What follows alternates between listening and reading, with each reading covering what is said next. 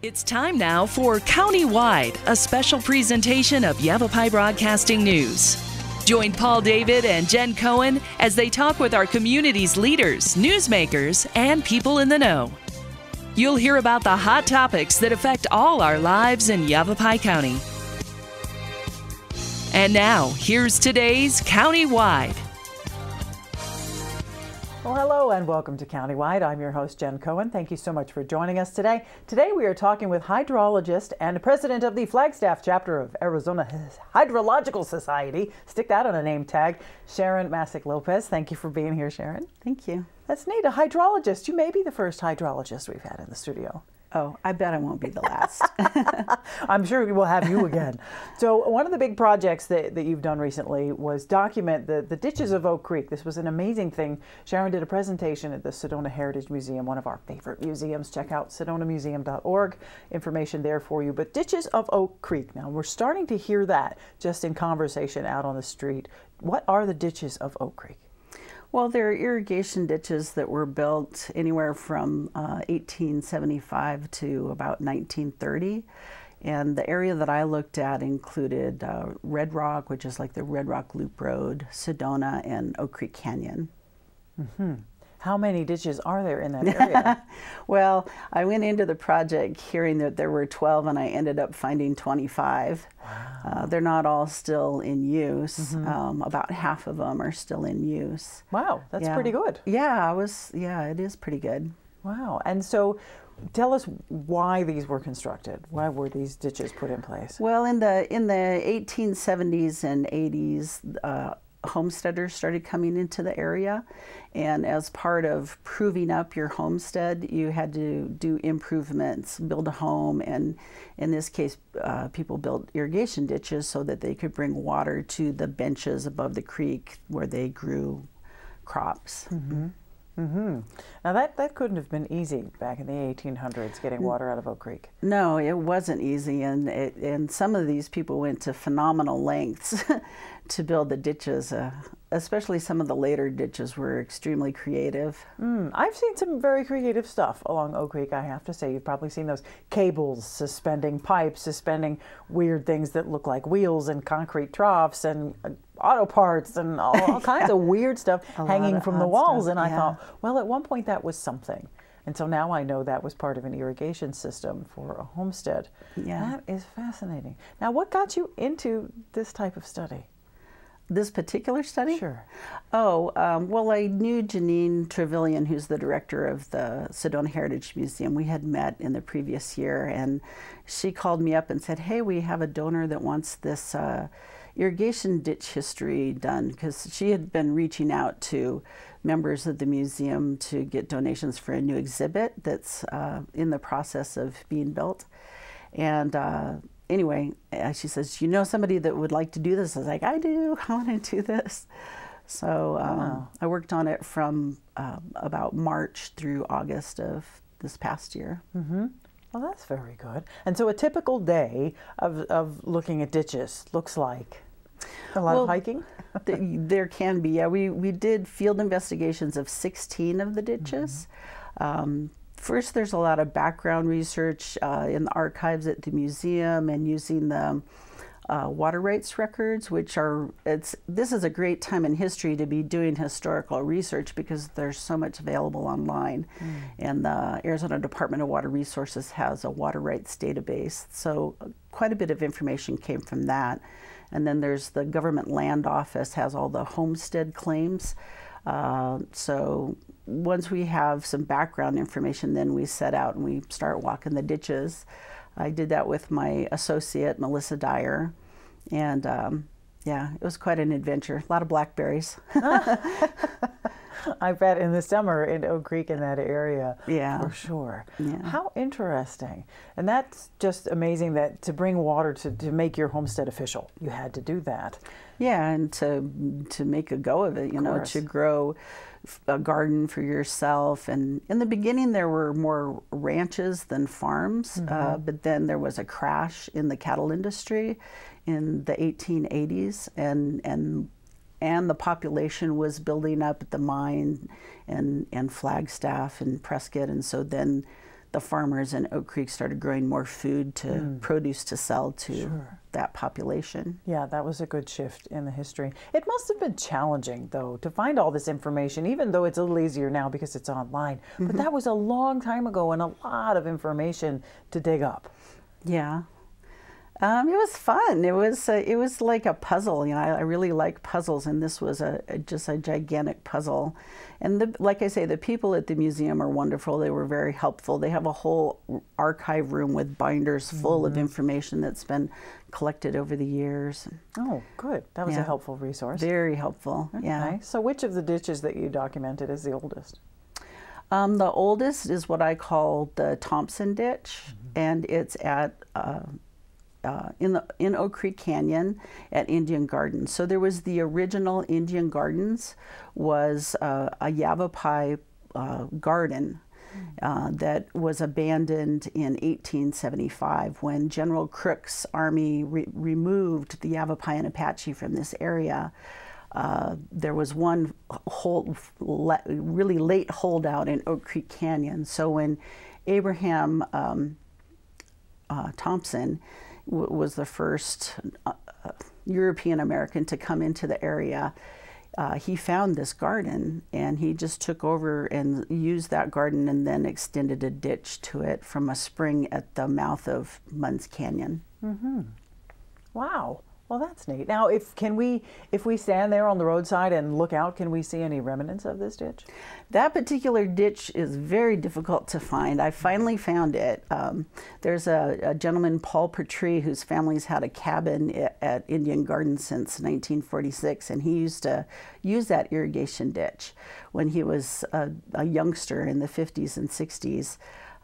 To irrigate an orchard and gardens. But it was just a dirt ditch, so there's not much that's hardened, and you have to have an eye for it to see it. But if you're on the road that crosses Oak Creek there at Indian Gardens, and then the Old Indian Road goes along the east side, right before that road bends, if you look straight ahead, you'll see this faint little line of stones, and that's where the ditch is, that it was reinforced with some stone. Oh, how neat is that? Yeah. I smell a book coming. That's going to be way too fun. Well, the irrigation ditches run all the way, you said, from Oak Creek all the way down to the Cup of Gold Estates, which is on the lower Red Rock Loop. So there's a lot going on. Of course, we have lots more to talk about. So make sure you stick around. If you want to check out SedonaMuseum.org, check that out. Sedona Heritage Museum is awesome. Awesome. Sharon, you're going to do another talk there soon, I hope, about the ditches. So, yeah. So make sure you check out that website. We'll be right back. Don't go away.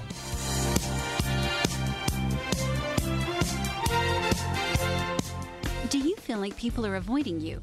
Don't be a dreaded spreader. Protect yourself and those around you from flu. Here's 3 things you should do. Get a flu vaccine each year. Take everyday preventive actions to stop the spread of germs, like covering coughs and sneezes and washing your hands, and stay home if you're sick. If you do get the flu, contact a healthcare professional right away and take flu antivirals if prescribed. Don't be a dreaded spreader. Take 3 steps to fight flu.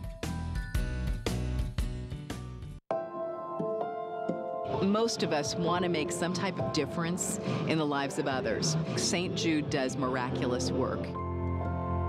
The fact that no one has to pay, it's a place where everyone is treated as an equal. Everybody is welcome here, and it doesn't matter, your religion or, what part of the world you're from, that just sort of all that is taken away. It just gives you some hope.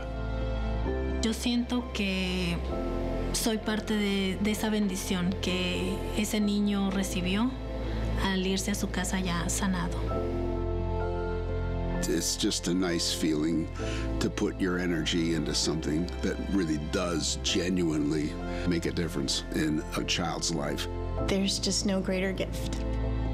If we have the ability to help, then we have a responsibility to help.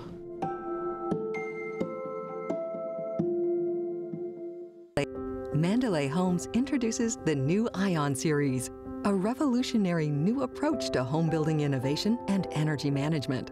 Built on a foundation of industry-leading energy efficiency and sustainable building practices, the Ion Series home redefines how we use and manage renewable energy. Contact a Mandalay Home sales executive today to learn more, or visit one of our Ion Series communities throughout northern Arizona.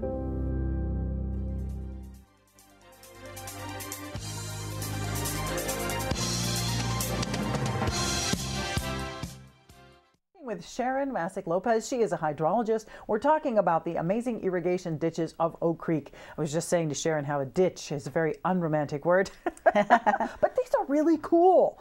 So you discovered 24 ditches, 16 of which are still in use, or at least partially. That's incredible. 16. They're 150 years old, some of them, you know. Like 140, yeah. Yeah, sure, yeah. That's incredible that they're still in use. So tell us about the construction.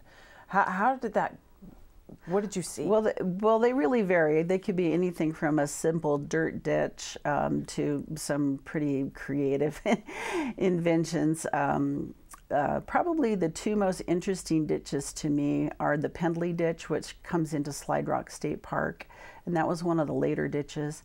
And then just upstream of that is the Anderson-Todd Ditch. It also has quite a few innovative features.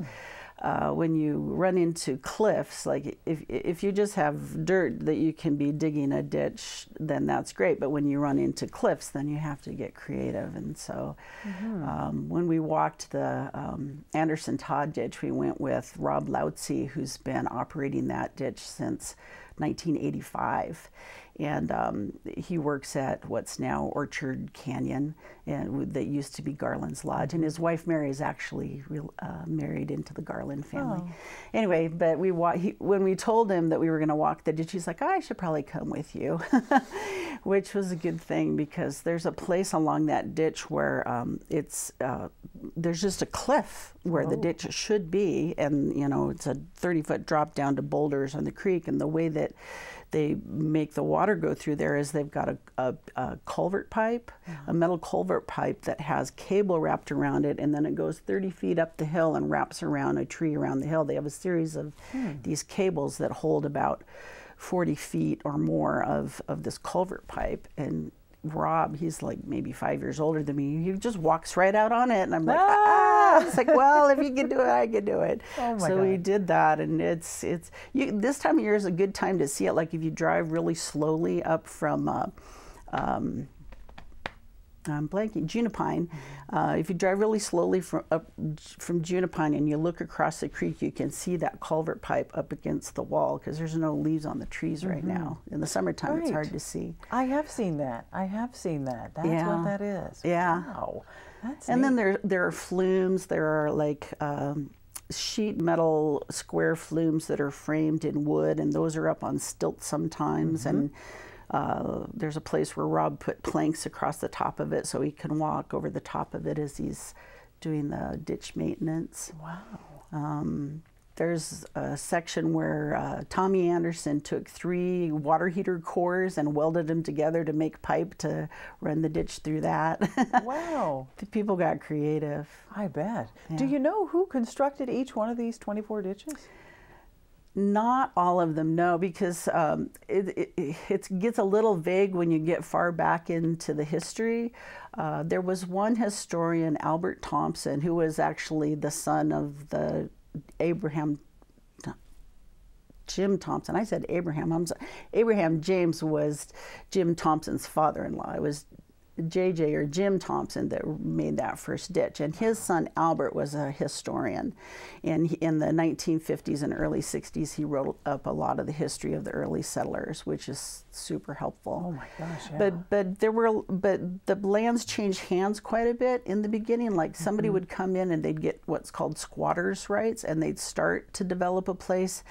And then they'd be like, yeah, this is too much for me, I can't. And they would sell their squatters' rights to somebody else.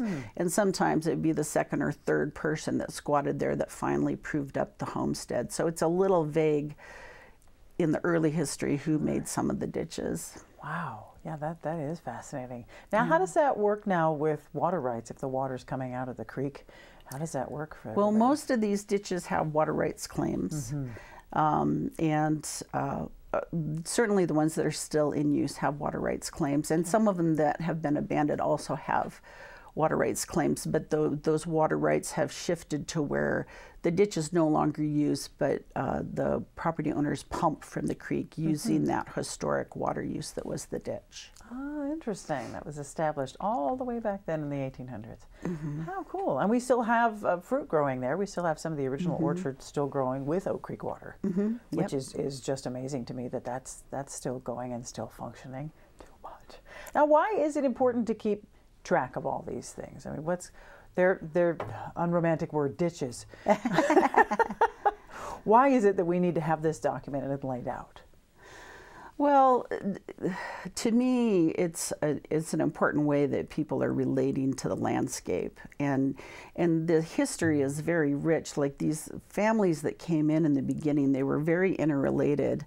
Because if you think about it, you don't, like if you're a man and you're looking for a wife, you look around and who's there to marry? It's like your neighbor's 16-year-old daughter. So the families are very, very interconnected, and I find that fabric of community very interesting. And some of those descendants are still here today. But the continuity of that relationship with the land, because it's not an easy thing to. My husband and I have land over in New Mexico, and we have irrigation ditches there. It's not an easy thing to keep that going, but there's a real value to it. And a lot of the operators of the ditches now are up in their 70s, and it's like we really need to find young people that are going to step up and carry on this tradition. Now, when you say ditch operator, what does that entail? Well, each ditch has a ditch boss. Like over in New Mexico, we'd call it a medromo. Oh, wow. But it's the person that, like, if you want water to your property, you call up the ditch boss and say, hey, I want the water, can I have the water? And then it gets turned into a lateral from the main ditch so that you can have water to your property. And they're in charge of, collecting any fees for the maintenance and hiring crews to clean the ditch and do repairs and that sort of thing. Wow. So each one of these functioning ditches has a ditch boss, someone who maintains it, who runs it, and controls it. Wow.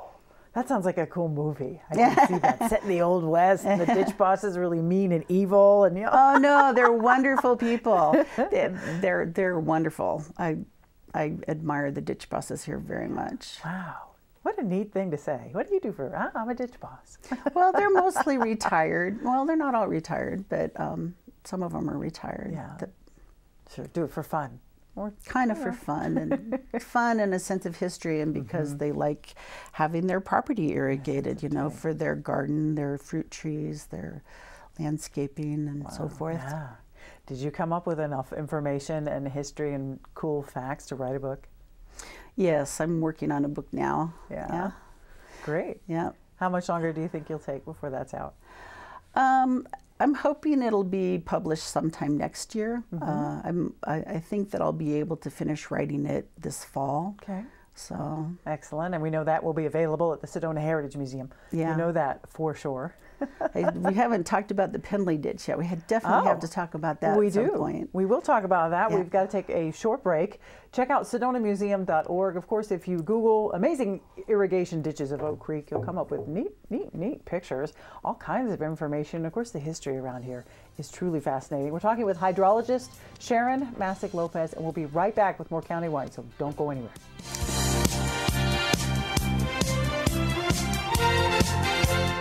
She sits on the board of the Verde River Institute. What does it look like when a life is truly changed?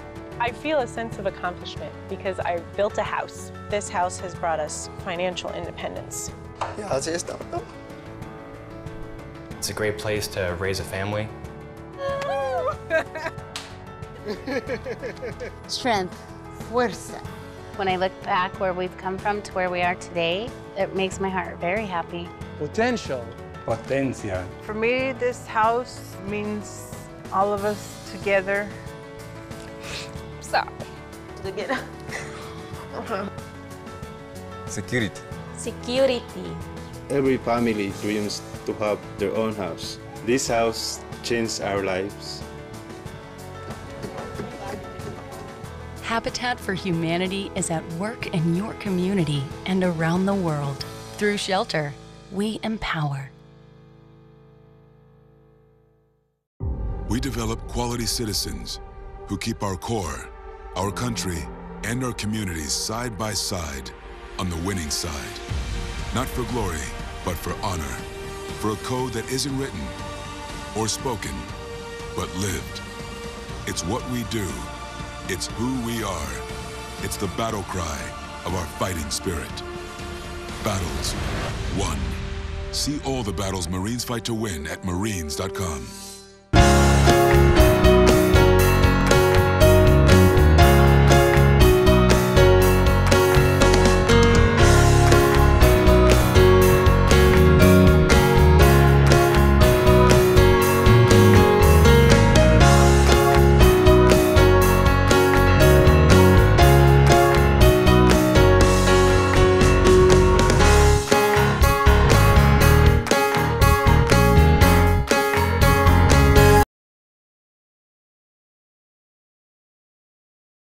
Institute and serves as president of Arizona Hydrological Society Flagstaff chapter. I mean, wow, this woman knows what she's talking about. Just in case you didn't pick that up already, which I'm sure you did. Before the break, we mentioned the Pendley Ditch, which is at Slide Rock. So. Right. So Frank Pendley was a powder monkey on the Roosevelt Dam project, which provides water to the city of Phoenix. So he learned how to use dynamite there, and he learned some basic surveying methods. And for many years, he tried to figure out how to bring a ditch to where Slide Rock State Park is now, which is extremely challenging because of the sandstone cliffs. And what he ended up doing was he blasted 2 tunnels through those cliff faces, and leading into the first tunnel, and then in between the 2 tunnels are these cable suspended metal flumes that the cables are, it's like a suspension bridge of cables, and they anchor into the sandstone with like old Model T drive shafts or something. Wow. It was pretty crazy that he did that. Wow. Do you think that's the most interesting one? I do, yeah. And he had 2 different water wheels. We didn't talk about water wheels yet, but he wanted to generate electricity because there wasn't electricity in the canyon until 1946. And so he ran a penstock, a pipe went down from the ditch to a building where he had a turbine, and that generated electricity. Yeah. But then later he didn't want to waste the water generating electricity, so he put another wheel up top. And that's the one that you see when you walk into Slide Rock State Park. You see the wheel. Yes. But that used to be up on the ditch up above. Oh, I've wondered about that wheel. How about that? Were there a couple more homesteaders using wheels for power there? Yeah, there were several different places throughout the area where they had wheels to generate. You could use them to generate water to generate electricity and or to move water. Sure. And the Jordan family had some notable wheels that they used to pump water up to Sedona, which created the first water company in Sedona. Wow. Just layers upon layers of fascinating information.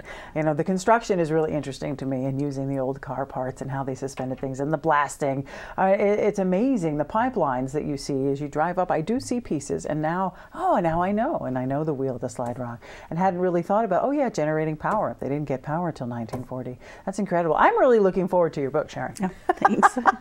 Absolutely. So you've got to let us know right when that's ready. When you get the first one printed, you must let us know. We must see this. Keep tabs on the Sedona Heritage Museum and check her out, Sharon Masek-Lopez, the author.